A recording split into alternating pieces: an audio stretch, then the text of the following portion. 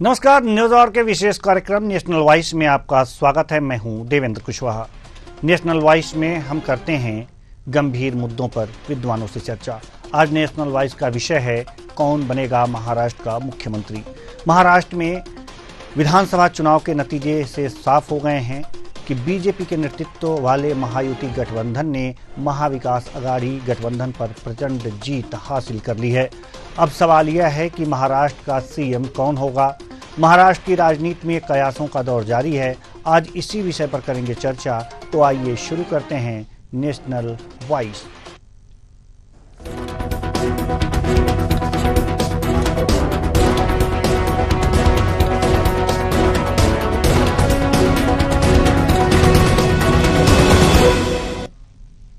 महाराष्ट्र में महायुति गठबंधन की परफॉर्मेंस शानदार रही।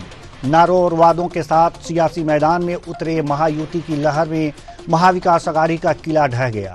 288 सदस्यीय विधानसभा में करीब 230 सीट लाकर महायुति ने विपक्ष के सियासी गणित को बिगाड़ कर रख दिया है। पर इसमें एक खास बात यह है कि क्या बीजेपी एकनाथ शिंदे के हाथ महाराष्ट्र की कमान सौंपेगी या फिर पूरी बागडोर अपने हाथों में रखेगी। आज इसी मुद्दे पर करेंगे विद्वानों से चर्चा। तो आइए शुरू करते हैं।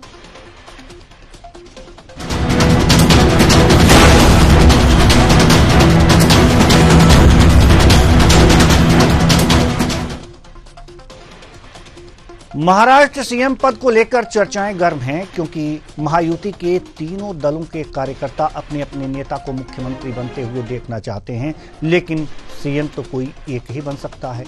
ऐसे में अगर दलों के लिहाज से देखा जाए तो बीजेपी सबसे बड़े दल के रूप में उभरी है। बात अगर जो महायुति की करें तो बीजेपी इस चुनाव में 149 सीटों पर अपने प्रत्याशी उतारे हैं और 132 सीटें जीतकर महाराष्ट्र में सबसे बड़ी पार्टी बनकर उभरी है। ऐसे में सबसे पहला हक बीजेपी का बनता है, लेकिन शिवसेना के प्रमुख एकनाथ शिंदे मुख्यमंत्री हैं और इस चुनाव में उनकी पार्टी भी बेहतर प्रदर्शन की है। शिंदे की पार्टी 81 सीटों पर चुनाव लड़ी और 57 सीटों पर विजय प्राप्त किया। वहीं अजीत पवार की एनसीपी 59 सीटों पर चुनाव लड़कर 47 सीटें अपनी झोली में डाल ली है। आप इस ग्राफिक्स के माध्यम से देख सकते हैं कि किस तरह से यह प्रदर्शन हुआ है। कुल 288 सीटों में से 132 सीटें बीजेपी ने जीती हैं, वहीं शिवसेना ने 57 और एनसीपी ने 47 सीटें जीती हैं। बाकी अदर जो है, इनके साथ जो अन्य पार्टियां हैं, ये 6 सीटें जीती हैं। आगे अगर जो बात करें, एकनाथ शिंदे को बीजेपी इस बार सीएम बनाएगी, इसको लेकर संदेह है। बीजेपी ने शिंदे को मुख्यमंत्री तब बनाया था जब उन्होंने शिवसेना में उद्धव ठाकरे से बगावत की थी और उन्हें इसी बगावत का इनाम मिला था। अब चीजें बदल गई हैं। कहा जा रहा है कि इस बार बीजेपी अपना सीएम बना सकती है, लेकिन बीजेपी की तरफ से सीएम कौन बनेगा? देवेंद्र फडणवीस बीजेपी के सीएम रह चुके हैं बीजेपी से, लेकिन शिंदे सरकार में वह उप मुख्यमंत्री हैं। फडणवीस अमित शाह और पीएम मोदी के वफादार माने जाते हैं, लेकिन बीजेपी ने हाल के सालों में कई राज्यों में सीएम बनाने के फैसले से सबको चौंकाया है। ऐसे में कहा जा रहा है कि फडणवीस के बदले बीजेपी क्या किसी ओबीसी चेहरे पर दांव लगा सकती है। फडणवीस विदर्भ के ब्राह्मण चेहरा हैं। दूसरे राज्यों में जो ट्रेंड देखा गया है, मध्य प्रदेश, राजस्थान और छत्तीसगढ़ में अचानक से किसी लो प्रोफाइल चेहरे को सीएम बनाया गया। अगर ऐसा पैटर्न बीजेपी यहां भी अपनाती है तो फडणवीस के बजाय किसी और को सीएम बनाया जा सकता है। कौन कौन हो सकते हैं, क्या क्या नाम हो सकते हैं, आइए हम इसको भी जान लेते हैं कि अभी संभावित क्या नाम हो सकते हैं। फडणवीस के अलावा विनोद तावड़े का भी नाम है।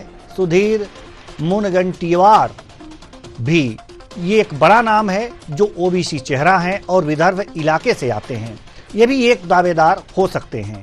इनके अलावा पंकजा मुंडे भी हो सकती हैं और कुछ और नाम भी हो सकते हैं। हालांकि पहला नाम तो फडणवीस का ही है, लेकिन अगर वो सीएम नहीं बनते हैं तो ये नाम हो सकते हैं और इनके अलावा भी कई नाम हो सकते हैं। जैसे कि आप इस तस्वीरों में देख सकते हैं कि ये सीएम के दावेदार हो सकते हैं, पंकजा मुंडे भी हो सकती हैं सीएम पद के दावेदार। अब हम अपने विशेषज्ञों से इस बारे में चर्चा करेंगे कि आखिर क्या हो सकता है, महाराष्ट्र की राजनीति क्या कहती है। तो चलिए हम अपने मेहमानों की तरफ रुख करते हैं और हमारे साथ जो मेहमान हैं उनसे आपका परिचय करा दें। दिनेश सिंह जी, राजनीतिक विश्लेषक, बहुत बहुत स्वागत है आपका हमारे इस कार्यक्रम में। के विश्वदेव राव साहब, राजनीतिक विश्लेषक, आपका भी बहुत बहुत स्वागत है हमारे इस कार्यक्रम में। रमेश शर्मा जी, वरिष्ठ पत्रकार, आपका भी बहुत बहुत स्वागत है हमारे इस कार्यक्रम में। चर्चा की शुरुआत करें कि आखिर कौन बनेगा सीएम। इतनी अच्छी परफॉर्मेंस हुई है महायुति की कि ये कहा जा सकता है कि बीजेपी 132, शिवसेना और एनसीपी ने भी अच्छा प्रदर्शन किया है, जो बट करके टूट करके एक तरह से कहा जा सकता है बीजेपी के साथ सहयोगी दल के रूप में आई हैं। रमेश शर्मा जी, आपको क्या लगता है, एक बीजेपी बड़ी पार्टी बनकर उभरी है 132 सीटों पर, बहुमत के करीब है ये, क्या लगता है कि इस बार बीजेपी अपना ही सीएम चाहेगी, क्योंकि मजबूरी तो कोई है नहीं इस समय? जी देखिए, इसमें कोई शक नहीं कि भारतीय जनता पार्टी एक बड़ी पार्टी है और पिछले 2 दिन से अगर हम देख रहे हैं, कल से सारे चैनलों पर भाजपा का प्रत्येक कार्यकर्ता देवेंद्र फडणवीस को और या भाजपा के किसी व्यक्ति को मुख्यमंत्री बनाने के लिए लगा हुआ है। और पिछली बार अगर शिवसेना से विवाद भी हुआ था तो मुख्यमंत्री पद को लेकर के विवाद हुआ था। भाजपा का दावा तो प्रबल है, लेकिन यहाँ मुझे लग रहा है कि भाजपा और ये जो पूरा महायुति गठबंधन है, इसमें जो जीत का बड़ा जो आधार है, इसमें भाजपा के अपने कार्यकर्ता तो हैं ही, लेकिन साथ साथ कहीं ना कहीं ये जो मराठा वोटर्स रहा है, जो एकनाथ शिंदे के पीछे है, उसके कारण भी भले ही भाजपा को सीटों की संख्या ज्यादा मिली, लेकिन जो अंदरूनी वोट डाला हुआ है वो उसमें एकनाथ शिंदे की भूमिका भी है। महाराष्ट्र की ये जो स्थिति देश के अन्य भागों से मुझे थोड़ी अलग लग रही है और मुझे पता नहीं क्यों ऐसा लग रहा है कि भाजपा अभी दूरदर्शी रणनीति के तहत एकनाथ शिंदे को अगर कंटिन्यू करे तो मुझे इसमें आश्चर्य नहीं होगा। और मोटे तौर पर अगर देवेंद्र फडणवीस को वो करती हैं तो मेरी दृष्टि से मुझे ये आश्चर्यजनक लगेगा। भले ही वो एकनाथ शिंदे की सीटें कम है, भाजपा बड़ी पार्टी है, लेकिन आगे पीछे चल करके अगर शिवसेना और भाजपा के बीच में न केवल राजनीतिक गठबंधन बल्कि जो मतदाता का सद्भाव है पूरे महाराष्ट्र में, उसको बनाए रखने के लिए एकनाथ शिंदे को वो आगे कर सकते हैं। और अभी जो 2 उप मुख्यमंत्रियों की स्थिति है, मैं समझता हूं ये स्थिति कंटिन्यू कर सकते हैं। जी, यानी कि जो स्थिति है यथावत स्थिति रह सकती है आपके अनुसार। दिनेश सिंह जी, हम आपके पास आना चाहते हैं, आपके विचार में क्या हो सकता है, महायुति क्या कर सकती है? रमेश शर्मा जी तो कह रहे हैं कि यथा स्थिति अगर जो बरकरार रहे तो वास्तव में सभी के लिए अच्छा होगा। ठीक है, और सभी के लिए अच्छा हो तो वहाँ भी राजनीतिक पंडित होंगे जरूर और इस बात को जरूर सोचेंगे, विचारेंगे, लेकिन आपका विचार क्या कहता है, क्या हो सकता है इस समय? जी, आप सभी को प्रणाम कुशवाहा जी। देखिए, ऐसा है कि राजनीतिक समीकरण समय समय बदलते रहते हैं, तो पहले के परिप्रेक्ष्य में अगर बातचीत करें तो डिफरेंट थी चीजें। और एक तरह से पहले से कहा गया है कि देवेंद्र फडणवीस जो है वो सीएम वेटिंग रहे हैं, और पिछली बार भी चीजें ऐसी थी जो बनाई गई जिस तरीके से, मतलब बिना लाग लपेट के अगर मैं सीधी अगर बात करूं तो पिछली बार जिस तरीके जैसे कि जिस टाइम पे एकनाथ शिंदे को मतलब मुख्यमंत्री बनाया गया था, तो उस वक्त पे चीजें ऐसी थी कि देवेंद्र फडणवीस जो है वो मुख्यमंत्री बनेंगे और एकनाथ शिंदे उनको सपोर्ट करेंगे। लेकिन बाद में चीजें कुछ ऐसी थी इस तरीके से कि अगर इनको मुख्यमंत्री बना जाता तो बेहतर, एक तरह से संदेश बेहतर जाएगा और ठीक तरीके से सरकार पूरे 5 साल तक ठीक तरीके से चलती रहेगी। मतलब 5 साल में जितना कार्यकाल बचा था तो पूरे कार्यकाल को पूरा करेगी ऐसे, तो वो चीज की बातचीत थी ऐसे, तो उसको लेकर के इनको मुख्यमंत्री बना गया। लेकिन अब स्थिति देखिए भिन्न हो चुकी है ऐसे।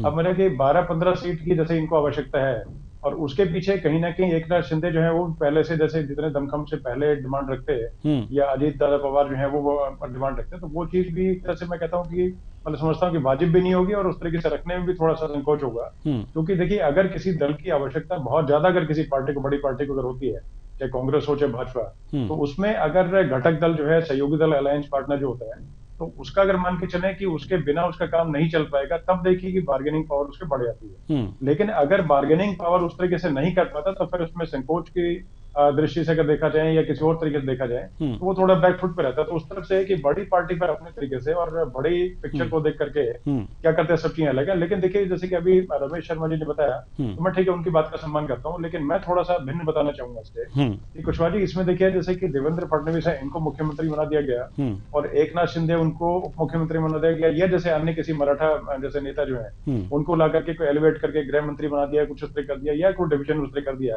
तो देखिए स्थिति फिर वहीं की बन जाती है। क्योंकि चीजें जैसे अगेन जैसे कि भाजपा में जो चीजें हैं, तो उस तरीके से तो आपस में इतना ज्यादा रिफ्ट होगा ऐसा मुझे प्रतीत नहीं होता फिलहाल के हिसाब से। क्योंकि जैसे अगर 1 महीने पहले के बयान देखें, जैसे पुराने मतलब जैसे कि अगर पूरा मतलब इसकी जो टाइमलाइन जो है चुनाव की, उसको अगर देखें, उसको अगर आप जैसे किया होगा कि जैसे 1 महीने पहले तक चीजें बड़ी और ये सब चीजें चल रहा कि मतलब अजित मंत्री और उससे एकनाथ शिंदे जो है अगले मुख्यमंत्री।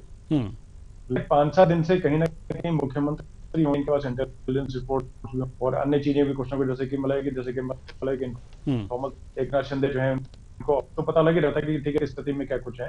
लेकिन उसके साथ साथ उनके दिमाग में कहीं ना कहीं ये भी चीजें कि भाजपा पहले से बेहतर प्रदर्शन कर रही है। पिछली बार जैसे थी सीटें, उससे 25-30 सीटें जो बढ़ी, तो उसका देखिए कि स्थिति जो है दूसरे दल की जो होता है, जो छोटा मतलब एक तरह से अपने आप को महसूस ऐसे करे, तो उस चीज में फिर बाद में फिर कहने में और चीजें, तो वो उनके जो भाषण थे, जो स्टेटमेंट थी, जो प्रेस में दे रहे थे वो भी, और जो इंटरव्यूज थे, मैंने 2-4 इंटरव्यूज उनके डायरेक्ट देखे, और 2-4 जो चीजें थी स्पष्ट सामने सामने बात करते, तो उनमें भी जैसे इनका देखा, तो पहले से चीजें जो बॉडी लैंग्वेज थी और चीजें थी, तो उसमें ये था कि अगर जैसे भाजपा देगी तो एक तरह से, अब जो देगी तो एक तरह से फेवर करने वाला। पिछली बार जो चीजें थी वो चीजें बिन थे कि ठीक है इनकी आवश्यकता है बहुत बड़ी। लेकिन अभी की जैसे अगर बातचीत करें कि प्रेजेंट जो सिनेरियो जो है उसमें बहुत बड़ी आवश्यकता, मतलब ऐसी आवश्यकता, मतलब आवश्यकता देखिए घटक दल की हमेशा रहती है, लेकिन इस तरह की चीज नहीं है कि इनके बिना कोई काम नहीं चलेगा। तो ये चीजें सब समझते हैं। मतलब चाहे कांग्रेस की अगर बात करें तो जम्मू कश्मीर में किस तरीके से देखिए एनसीपी ने, मतलब एनसीपी का नेशनल कॉन्फ्रेंस ने और कांग्रेस को बिल्कुल दरकिनार कर दिया था, उस तरीके से आपस में बार्गेनिंग करते रहते थे। तो यहाँ पर जो स्थिति है, जैसे अगर उससे कंपेरिजन से भिन्न है, मतलब वहां पर चीजें अलग थी और यहाँ पर चीजें अलग है, क्योंकि वहां पर पूर्ण बहुमत की जो सरकार उस तरीके नहीं थी, उनको जरूरत जो थी वो ज्यादा थी। लेकिन यहाँ पर जो चीजें हैं, तो यहाँ की चीजों को देखते हुए अगर महाराष्ट्र की अगर बात करें, तो उसमें देखिए घटक दल जो है, मतलब भाजपा ने पहले से बताया था स्पष्ट इस बारे में कि हम लोग पूरे तरीके से उनका मान सम्मान जैसे था वह यथावत स्थिति वैसे वैसे रहेगी।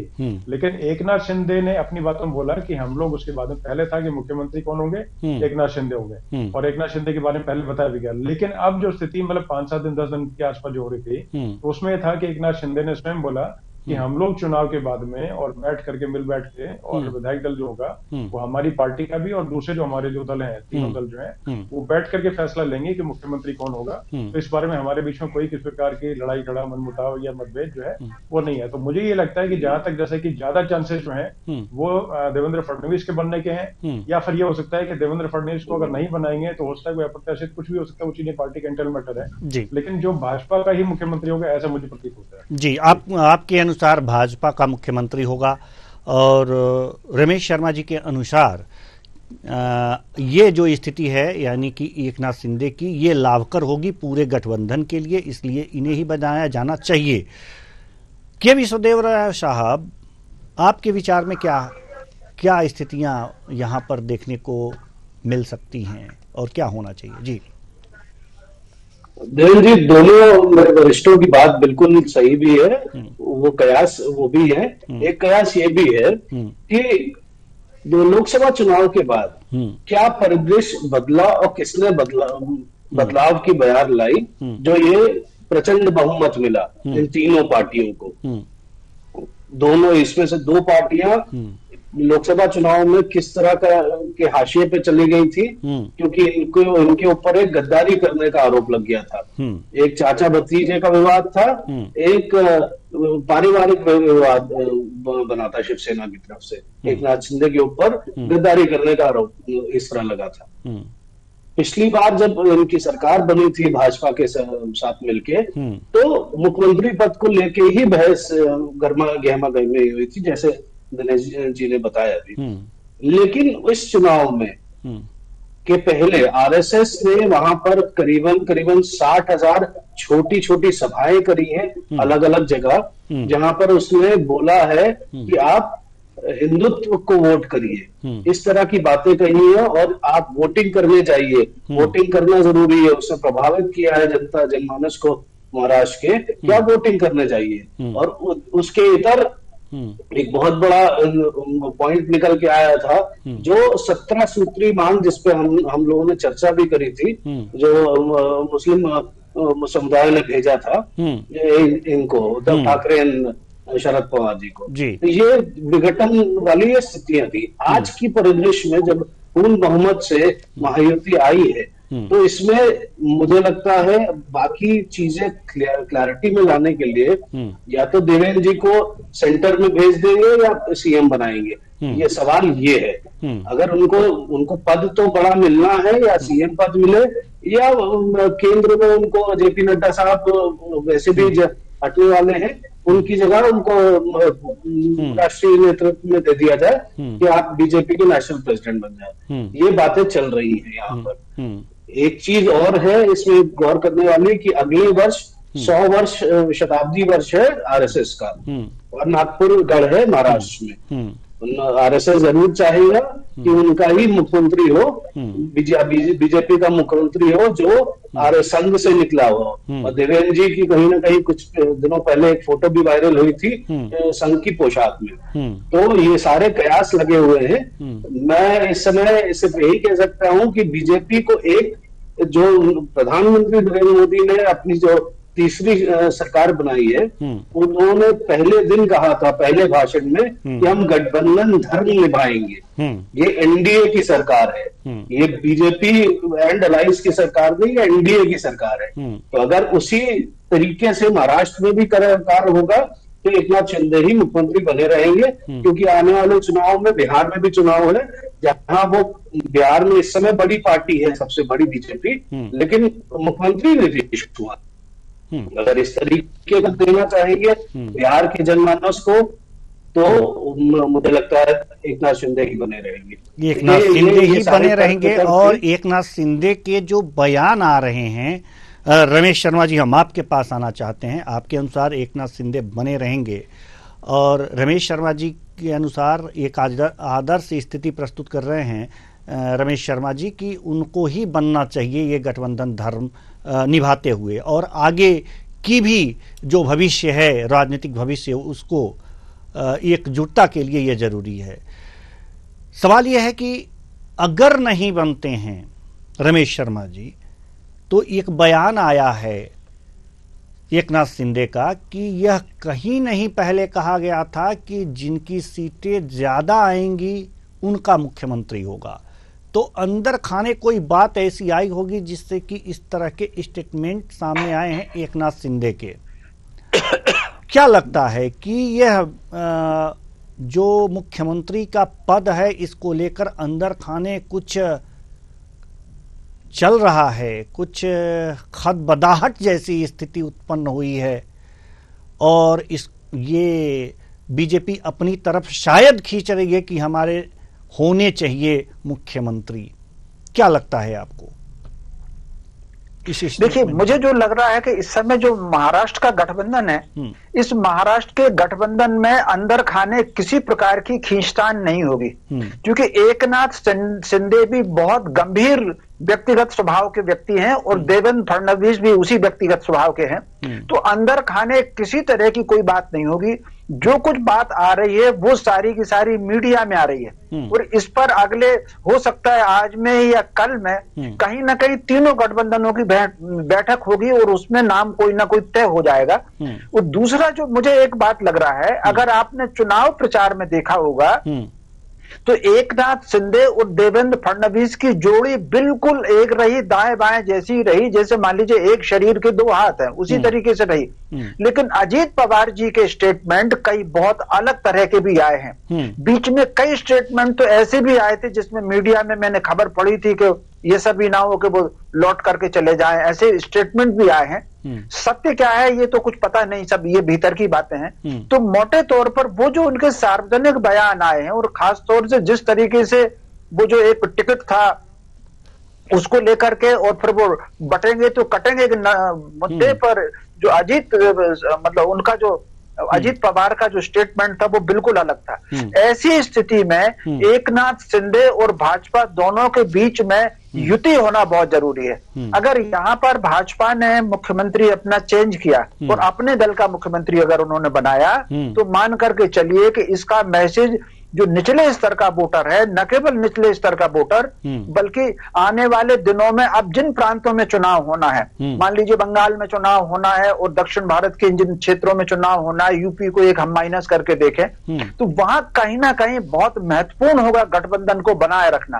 तो ऐसे जैसे बिहार में भी अगर आप देखेंगे, यहां अगर उन्होंने भाजपा वालों ने जिद की, इसका भारी नुकसान उनको होगा। और सबसे बड़ी बात यह है, कहने के लिए बैनर अलग हो सकता है शिवसेना का, शिंदे गुट का और भाजपा का, लेकिन मतदाता का जो मानसिकता है, मतदाता ने जिस प्राथमिकता को वोट दिया है, आप अगर देखेंगे जिस तरीके से वहां उलेमा बोर्ड ने अपना वो जो अभी जिक्र किया 17 सूत्री मांग पत्र फैलाया, और न केवल उन्होंने मांग पत्र फैलाया, उन्होंने कांग्रेस अध्यक्ष को बुला करके बातचीत की है, उन्होंने एक शरद पवार के यहाँ बातचीत की है। तो वो जो है उसका जो इसके अलावा 180 संगठन है जो केवल और केवल मुस्लिम बस्तियों में सक्रिय रहे हैं। तो मोटे तौर पर इन सारी बातों का रिएक्शन हुआ है और इसके लिए मतदाता को एकजुट करना बहुत आवश्यक है।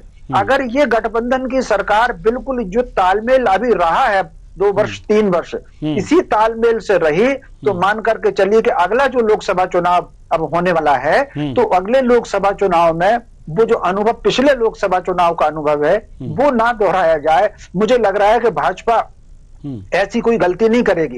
ये हो सकता है, मैं इस बात से तो सहमत हो सकता हूं कि देवेंद्र फडणवीस को केंद्रीय मंत्री बना करके उनको दिल्ली भेज दिया जा सकता है, ये तो हो सकता है, और यहाँ पर एक आध कोई महिला उप मुख्यमंत्री भी बना लें वो। लेकिन मुझे बिल्कुल नहीं लग रहा कि अभी भाजपा एकनाथ शिंदे को बदलने का कोई निर्णय ले सकती है, और अगर वो लेंगे तो ये राजनीतिक दूरदर्शिता की तरीके से बहुत बचकाना निर्णय होगा। जी, ये बचकाना निर्णय होगा।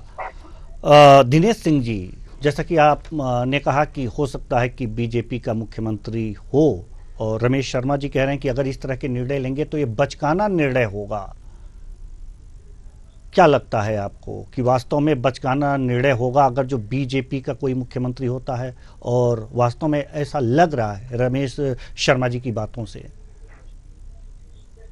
देखिए, रमेश शर्मा जी जो है उनकी बात का और प्रोफेसर साहब जो हैं उनकी दोनों की बात का मैं सम्मान करता हूँ। दोनों के देखिए अपने अलग अलग मत हैं, तो सभी की बातों का सम्मान होना जरूरी होता है। तो देखिए महाराष्ट्र के परिप्रेक्ष्य में बहुत सारी चीजें और हैं। इसके अलावा देखिए जैसे कि स्ट्राइक रेट है, क्योंकि दोनों ही जो दल है अपने तरीके से, जब इनको ये नहीं लग रहा था ये जीत जो है ये मान के चले कुशवाहा जी, ये पूरे तरह से अप्रत्याशित थी, सरप्राइजिंग थी किसी के लिए, चाहे पत्रकार हो या चाहे मतलब जो पार्टी जो तीनों हैं तो इनके कार्यकर्ताओं को भी हो, तो तीनों के लिए चीजें बिल्कुल सरप्राइजिंग थी कि इतनी सीट जो है, इतने वोट हमें मिले, इतनी सीट जो है जीत करके आ गए। और उसी तरीके से देखिए जो मतलब कि यूपी में जो बाकी दो जो पार्टी थी अजीत पवार की, जैसे कि एनसीपी और ऐसे शिंदे सेना, तो इन दोनों को भी मतलब इस तरीके से नहीं लगता था, क्योंकि कहीं ना कहीं जैसे कुछ मायूसी की बात थी, और कुछ चीज जैसे कि जो बाद में जो निर्णय, जैसे आपने एक दो चीजों का जिक्र किया तो मैं उनको रिपीट नहीं करूंगा, तो उस तरीके से एक तरह से विरोधाभासी चीजें जैसे अजीत पवार की तरफ से आई, तो इन लोगों को वो फैसले आदमी देखिए अगर जैसे कि तालमेल ठीक अगर होता है, जैसे कि खाना सज गया, दस्तरखान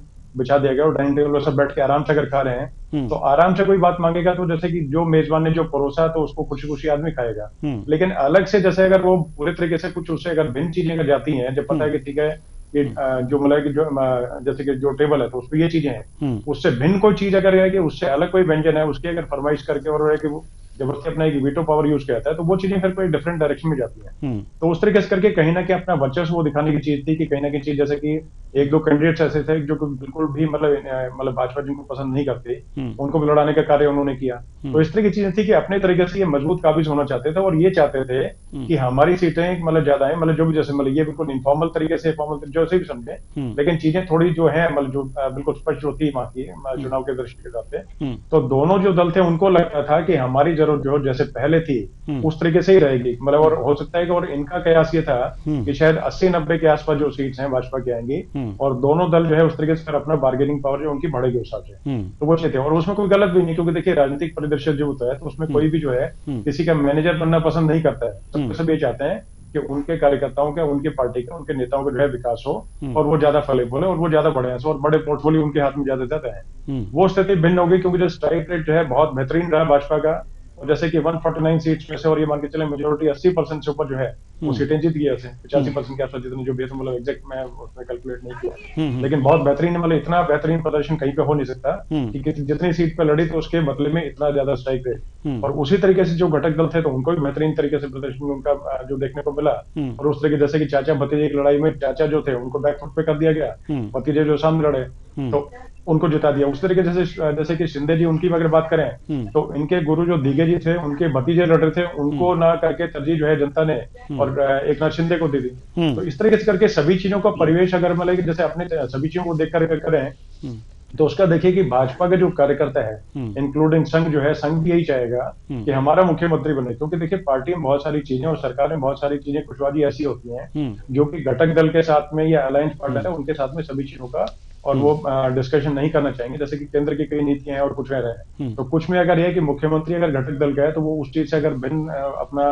कोई ओपिनियन रखता है तो वो कहीं ना कहीं उसमें परेशानी की बात आती है और वो एक बहुत आगे जाकर के कहीं ना गिरफ्त का या मनमुटाव का कारण बनता है। तो इसीलिए देखिए से कि जहां तक मेरा मत है, बाकी दो विद्वान अपने तरीके से अपनी जगह बिल्कुल ठीक है, मैं उनकी बात का सम्मान करता हूँ, लेकिन मुझे लगता है कि अपने तरीके से बाकी आगे देखिए मतलब सेंट्रल लीडरशिप अगर जो आप नहीं आपके अगर जो आपके अनुसार अगर जो बीजेपी अपना कोई मुख्यमंत्री का नाम सामने लाती है, चाहे हाई प्रोफाइल हो, लो प्रोफाइल हो, क्या आपके जहन में कोई ऐसे नाम हैं कि इनको ला सकती है? देखिए पंकजा मुंडे का बहुत दिनों से नाम चल रहा था, तो वो हो सकती हैं उस तरीके से, लेकिन उनके चांसेस मुझे बहुत कम लगते हैं कि बहुत सारी चीजें और हैं जो कि डिस्कशन करना मेरे ख्याल ठीक नहीं रहेगा। और चीजें कुछ लगती है उनके जैसे कुछ चीजें विरोध के सुर भी कुछ उठे और कुछ लोग ऐसे हैं जो कि उनके बनने पे और कुछ अलग डायरेक्शन में कुछ चीजें चलेंगे। हाँ, हालांकि उनकी विरासत जो है बहुत मजबूत है और उस चीज को लेकर के बना दे तो अलग बात है, लेकिन बहुत सारी चीजों में ऐसी भी हैं जिस तरीके से जैसे कि कोई और नेता जो है, दो चार जो है, तो वो अपने तरीके से और साथ में ना खड़े हों या कहीं ना कहीं कोई मतलब एक तरह से कॉन्फ्लिक्ट ऑफ इंटरेस्ट वाली बातचीत हो, तो उसको लेकर के कुछ चीजें हो सकती हैं। बाकी अदरवाइज जैसे जहां तक मुझे लगता है कि अभी फिलहाल बहुत बड़ी भारी कोई अड़चन ऐसी नहीं है कि जैसे अगर मतलब फडणवीस जी जो है इनका नाम आगे लाने पे और जैसे मान के चलें कि एक नाथ शिंदे हो गए या अजित पवार हो गए, तो दोनों ही जो है बहुत भारी इसमें कोई घमासान करने का कार्य नहीं करेंगे जहां तक मुझे लगता है। और आपस में जो बात करके बंद कमरे में जो बाहर निकलेगी तो ठीक के लिए निकलेगी जहां तक मुझे लगता है। बाकी बड़ी पिक्चर को देख के जैसे रमेश शर्मा जी ने बताया और प्रोफेसर साहब ने बताया, तो उस तरीके से बड़ी पिक्चर को देख के कोई चीज की है वो देखिए एक भिन्न चीज हो सकती है, लेकिन फिलहाल के हिसाब से जैसे नेचुरल जो चीज नजर आ रही है कि जो सामने स्वाभाविक जो है, क्योंकि सीएम इन वेटिंग मतलब पहले से पिछली बार के जब एक नाथ शिंदे बने थे तो तब से सीएम इन वेटिंग ही एक तरह से, और ये बार बार प्रोजेक्शन भी किया गया और अमित शाह ने स्वयं एक दो अपने भाषणों में स्वयं अभी रिसेंटली बोला अगले मुख्यमंत्री देवेंद्र फडणवीस के साथ में बैठ के बात कर रहा हूँ, इस तरीके से उन्होंने बोला है। तो इस तरह की चीजों को लेकर के जहां तक मुझे लगता है कि जो भाजपा मतलब मुख्यमंत्री जो होगा वो भाजपा से ही होगा। बाकी हो सकता है कि भिन्न कुछ चीजें हो तो उसमें हम लोग सिर्फ अभी प्रयास लगाते हैं कि अंदर बंद कमरे में जाकर के किस तरह की चीजें हो, किस चीज को लेकर के तालमेल बैठने की बातचीत ना हो, जैसे एकदम से अगर क्योंकि भाजपा नहीं चाहेगी जैसे और जैसे कि मान के दिल्ली में, बिहार में, अन्य राज्यों में चुनाव है और कुछ है और आगे की चीजें भी देखनी है और केंद्र में चीजें और बहुत सारी ऐसी होती हैं जिसको लेकर के किसी तरीके से घटक दल जो है उनके साथ में किसी प्रकार का मनमुटाव या मतभेद नहीं चाहेगी केंद्र सरकार, तो उसको लेकर के कहीं ना कहीं आपस में तालमेल बिठा के और सामंजस्य के साथ में और प्रेम भाव से ही बनेगा जो बनेगा व्यक्ति को लेकर के ज्यादा मनमुटाव नहीं होगा, जैसा भी होगा चाहे बीजेपी से बने या फिर किसी अन्य दल से या शिवसेना से ही बने, तो मुख्यमंत्री तो खींचतान नहीं होगी, आपके कहने का तात्पर्य ये है। मतलब ना तो दोनों घटक दल जाए ना कुछ और होगा, जो होगा तालमेल। चलिए के विश्वदेव राव साहब, हम आपके पास आना चाहते हैं। उद्धव ठाकरे का एक बयान आया है कि अब शिंदे को फडणवीस के अंडर में काम करना होगा, इस बयान को किस तरह से ले रहे हैं? देखिए जी, पहला बयान तो आपने जैसे वाला बयान का बोला था कि नंबर आने पे कम ज्यादा की बात नहीं करेंगे, तो आप पहले नंबर का गेमिंग तो क्लैरिटी कर ले हम लोग। 149 में 132, 81 में 57, 59 में 47, स्ट्राइक रेट तीनों का जैसे दिनेश भाई ने बताया, स्ट्राइक रेट तीनों पार्टी का बहुत बढ़िया है, 80% के ऊपर है, विद अबव डिस्टिंक्शन मार्क्स कहते हैं इनको जी। और दूसरा उद्धव ठाकरे साहब का बयान आपने बोला उद्धव ठाकरे ने इसके पहले एक बयान और दिया कि मैं तो सकते में हूं कि मुझे समझ में नहीं आ रहा है कि जनता ने मुझे नकार क्यों दिया। जब मैं कोविड के दौरान तो जनता मुझे बिल्कुल माई बाप बना के घूम रही थी और आज मुझे ऐसा धराशायी कर दिया। तो ये हालत हुई है इस चुनाव में, इस रिजल्ट के बाद।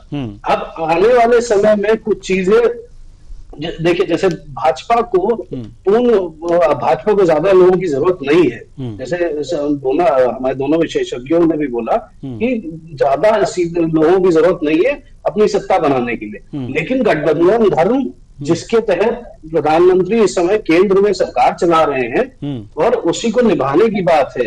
आने वाले समय में और राज्यों में भी चुनाव होंगे, बिल्कुल सही बात है। बिहार खास तौर पे बहुत जरूरी है क्योंकि वहां से 40 लोकसभा सीटें भी आती है और आने वाले समय में 27 में यूपी का चुनाव है, 29 में केंद्र का चुनाव है। तो ये अभी से प्रिपरेशन करने की आदत है बीजेपी की, और बीजेपी रणनीति 24 कहती भी है कि 24/7 हम लोग चुनाव के मोड में रहते हैं। तो वो इसी तरीके से सोच के चलेंगे।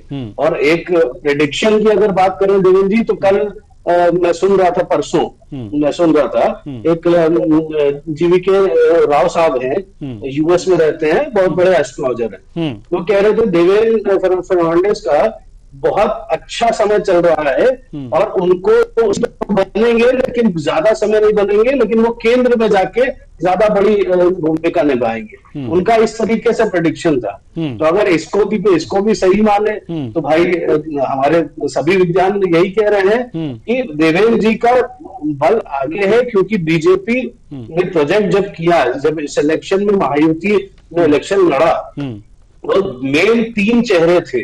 3 चेहरों में से किसी एक को ही सीएम बनना होगा। अब वो देवेंद्र जी बन सकते हैं या एकनाथ शिंदे बन सकते हैं। अजीत पवार नहीं बनेंगे, ये तो मैं मान के चल रहा हूं, क्योंकि उनको कोई नहीं बनाना चाहेगा, आरएसएस तो खास तौर पे नहीं बनाना चाहेगी। एकनाथ शिंदे क्योंकि विचारधारा उनकी मिलती जुलती है और उन्होंने खुद एक बयान दिया कि हम बाला साहब ठाकरे की वैचारिकता पे चलेंगे। तो वो वैचारिकता कहीं ना कहीं आरएसएस से संबंधित है, तो उसको भी माना जा सकता है। और आने वाला प्रथम दृष्टिया मुझे लगता है 100 वर्ष जो आरएसएस के हैं वो ज्यादा प्रभावी रहेंगे मुख्यमंत्री बनाने को लेकर। जी बिल्कुल। तो कुल मिलाकर के अब समय जो है ये इजाजत नहीं देता कि इस चर्चा को और आगे बढ़ाएं। बहुत बहुत धन्यवाद तीनों मेहमानों का, आप आए और अपने अपने विचार साझा किए। तो कौन बनेगा मुख्यमंत्री, किसके सर पर सजेगा ताज, किसका होगा राज तिलक, ये है अभी सवाल इसलिए कि इसका जवाब नहीं है। जब महायुति के तीनों घटक दल एक साथ बैठेंगे तो निर्णय लेंगे। लेकिन हमारे विद्वानों ने, यानी कि 3 विद्वानों में से 2 विद्वान यही कह रहे हैं कि एकनाथ शिंदे ही मुख्यमंत्री होंगे, जबकि एक विद्वान का राय ये है और उनका विश्लेषण ये है कि इस बार बीजेपी या आरएसएस से कोई व्यक्ति मुख्यमंत्री बनेगा। लेकिन देखने वाली बात होगी कि आखिर क्या होता है। फिलहाल इस कार्यक्रम में इतना ही। मुझे दीजिए इजाजत। नमस्कार।